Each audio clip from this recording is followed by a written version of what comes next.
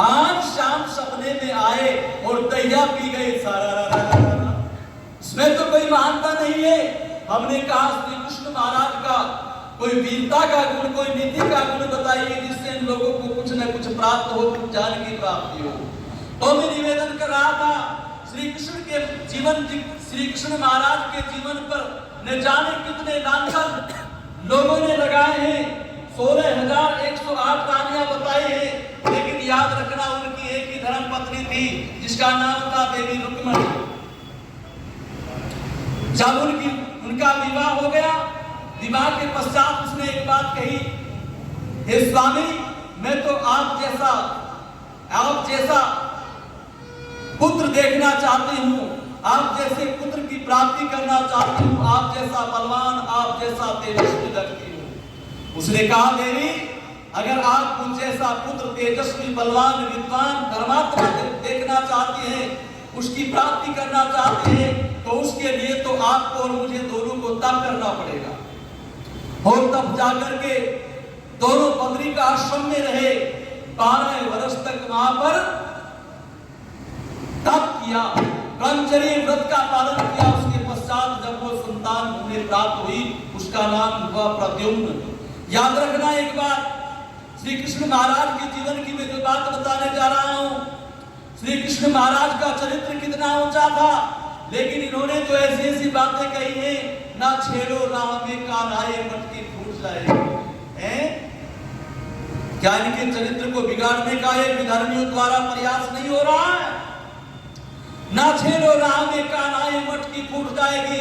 क्या रास्ते में महिलाओं को श्री कृष्ण महाराज छेड़ते थे? नहीं, ऐसा कदापि उनके जीवन में बिल्कुल नहीं था। स्वामी दयानंद सरस्वती महाराज लिखते हैं कि बहुत सारे लोगों ने उनके ऊपर गलत आक्षेप किए हैं, और भागवत में तो बहुत ऐसी ऐसी श्लील बातें उनके चरित्र पर उन्होंने लगाई हैं, जिन्हें पढ़कर के शर्म को भी शर्म आती है। लेकिन ऋषिवर देव दयानंद ने कहा कि देखो, श्री कृष्ण का चरित्र महाभारत में अति उत्तम है, और उसकी एक झांकी दिखा रहा हूं, बस आपको सुनिएगा। राजसूय यज्ञ की तैयारी हो रही है, युधिष्ठिर का राजसूय यज्ञ हो रहा है। बहुत दूर दूर से राजा, महाराजा, ऋषि, मुनि, बड़े बड़े महात्मा, विद्वान वहां पर आचार्य पहुंचे हुए थे, और वहां पर भीष्म पितामह, व्यास जी, कृपाचार्य और बड़े बड़े जो व्यक्तित्व थे आपस में बैठकर के चर्चा करने लगे कि इस यज्ञ का अगर किसी को, जिसे अर्घ्य दिया जाए या जिसकी सर्वप्रथम पूजा हो, इस यज्ञ का जिसे प्रधान बनाया जाए, उस व्यक्ति को देखो वह कौन हो सकता है। तो व्यास जी कहने लगे, हे युधिष्ठिर, इस यज्ञ का प्रधान वह व्यक्ति बने, उसकी ही सबसे पहले पूजा होनी चाहिए जो पूर्ण धर्मात्मा हो, वेद शास्त्रों का विद्वान हो, और जिसके जन्म से लेकर अब तक जिसने कोई भी गलत काम ना किया हो, ऐसा वह व्यक्ति होना चाहिए।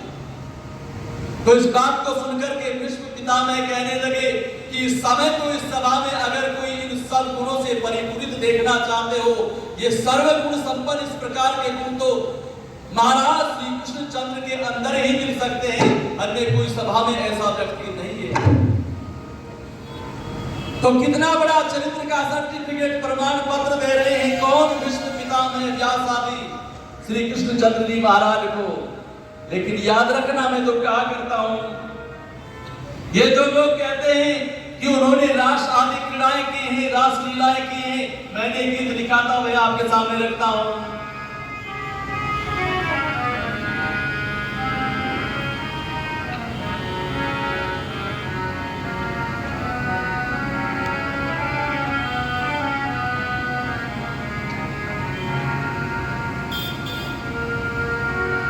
कि कौन कहे तरास रचैया थे घनश्याम, कौन कहे तरास रचैया थे घनश्याम, लोग यूं ही करते हैं कृष्ण को बदनाम, लोग यूं ही करते हैं कृष्ण को बदनाम, कौन कहे तरास रचैया थे घनश्याम,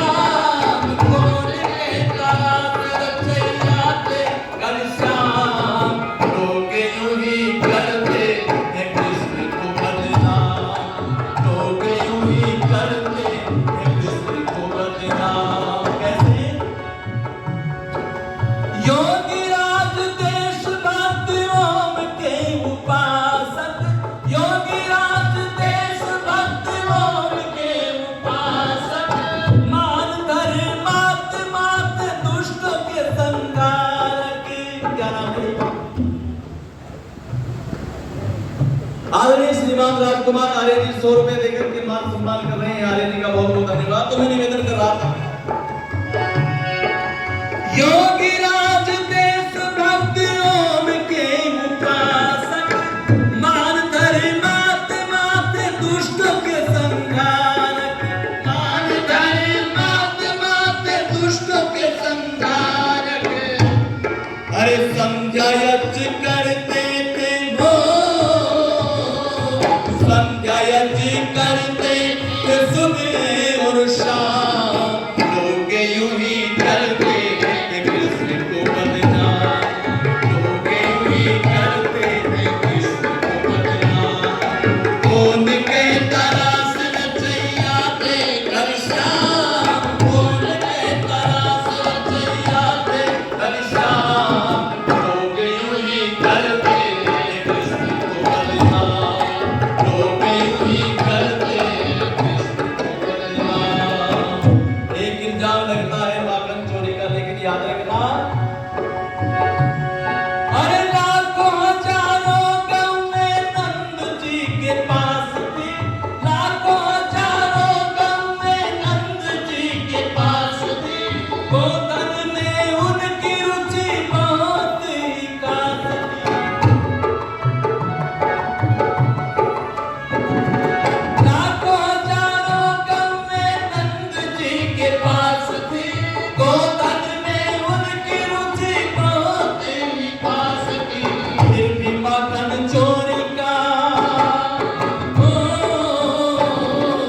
फिर भी माखन चोरी का लगाया इल्जाम, लोग यूं ही करते हैं कृष्ण को बदनाम, लोग यूं ही करते हैं कृष्ण को बदनाम, कौन कहता रास रचैया थे घनश्याम, कौन कहता रास रचैया थे घनश्याम, लोग यूं ही करते हैं कृष्ण को बदनाम, लोग यूं ही करते हैं कृष्ण को बदनाम।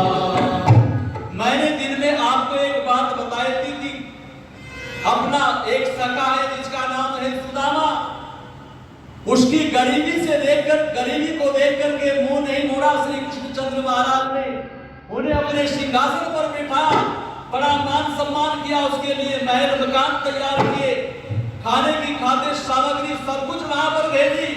ये तो श्री कृष्ण महाराज का चरित्र है। लेकिन एक व्यक्ति का नाम है महाराज द्रुपद, जो पांचाल का नरेश था, वह भी बहुत बड़ा राजा था, बहुत बड़ा सम्राट था वह व्यक्ति भी। उसका भी एक मित्र था जिसका नाम था आचार्य द्रोण। आचार्य द्रोण भी उस समय गरीबी से जूझ रहा था। अश्वत्थामा बहुत छोटा था। अश्वत्थामा की मां ने आचार्य द्रोण से कहा, हे आचार्य, आपके गुरुकुल के साथी हैं, आपके साथ गुरुकुल में पढ़े हैं, गुरुकुल के आपके मित्र हैं और उनका नाम आप जानते हैं, आपके साथी रहे हैं, महाराज द्रुपद से जाकर के आपकी सहायता ले लो। उसने कहा, नहीं, अगर मैं इस प्रकार जाऊंगा क्या पता वह व्यक्ति मेरे से बात करे या ना करे। उसने कहा, नहीं, आप जाकर के एक बार देखो। तो द्रुपद के पास आचार्य द्रोण पहुंचे और आचार्य द्रोण ने जाकर के वहां पर उन्हें प्रणाम किया और जिस समय दरबार में पहुंचे तो द्रुपद ने एकदम मुंह जो है दूसरी तरफ घुमा लिया। तो द्रुपद को आवाज देते हुए आचार्य द्रोण कहते हैं कि मित्र द्रुपद, आप तो मेरे मित्र हैं और मित्र होकर के आप मुझसे मुंह घुमा रहे हैं। मुझसे मैंने ऐसा कौन सा पाप कर दिया जो आप मुझसे बात करने नहीं चाहते? उन्होंने कहा, आप मित्र किसे कह रहे हैं? बोले, मित्र तो मैं आपको ही कह रहा हूं। अच्छा एक बात बताओ, मित्रता बराबर के लोगों से होती है? मित्रता बराबर के लोगों से होती है? मेरे में और आप में पता आपको कितना अंतर है? आप जैसे भिखारी लोग क्या एक सम्राट के मित्र हो सकते हैं? एक तो चरित्र महाराज द्रुपद का था, महाराज द्रुपद ने निराश कर दिया। महाराज द्रुपद के शब्दों से अपमान हो गया आचार्य द्रोण का। आचार्य द्रोण तो वापस चले गए, लेकिन उधर श्री कृष्ण महाराज ने निर्धन ब्राह्मण को अपने हृदय से लगाया और हृदय से लगा करके चरण धोए, उनके बैठ करके बढ़िया बढ़िया वस्त्रों से सुसज्जित किया। ये श्री कृष्ण चंद्र महाराज है। समय पूरा होने को जा रहा है, लेकिन मैं तो भजन को पूरा कर रहा हूं, सुनिएगा। अर्जुन को कर्तव्य पाठ पढ़ाया, अर्जुन को कर्तव्य पाठ पढ़ाया, किया उपदेश गीता ज्ञान सिखाया, किया उपदेश गीता ज्ञान सिखाया, मिटाया अज्ञान जग में, ओ मिटाया अज्ञान जग में, किया श्रेष्ठ काम। लोग यूं ही करते हैं कृष्ण को बदनाम, लोग यूं ही करते हैं कृष्ण को बदनाम। कौन कहता रास रचैया पे घनश्याम, कौन कहता रास रचैया पे घनश्याम। लोग यूं ही करते हैं कृष्ण को बदनाम, लोग यूं ही करते हैं कृष्ण को बदनाम। कंस शिशुपाल जरासंध अभिमानी, कर रहे थे पाप निश दिन मन माने। कंस शिशुपाल जरासंध अभिमानी, कर रहे थे रोज पापियां मन मानी। किया ऐसे दुष्टों का,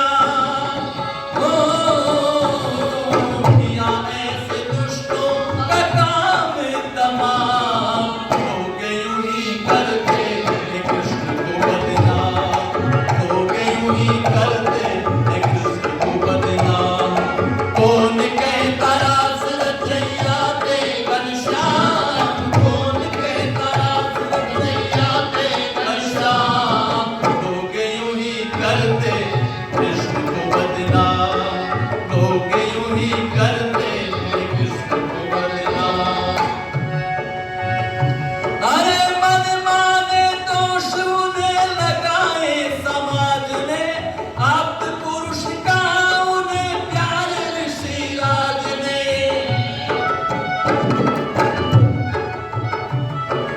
मन माने दोष उन्हें लगाए समाज ने, आप्त पुरुष का उन्हें प्यार ऋषिराज ने, आप्त पुरुष का उन्हें प्यार ऋषिराज ने। प्रताप आर्य मेरा, प्रताप आर्य को योगी, प्रताप आर्य का योगी राज को प्रणाम। लोग यूं ही करते हैं कृष्ण को बदनाम, लोग यूं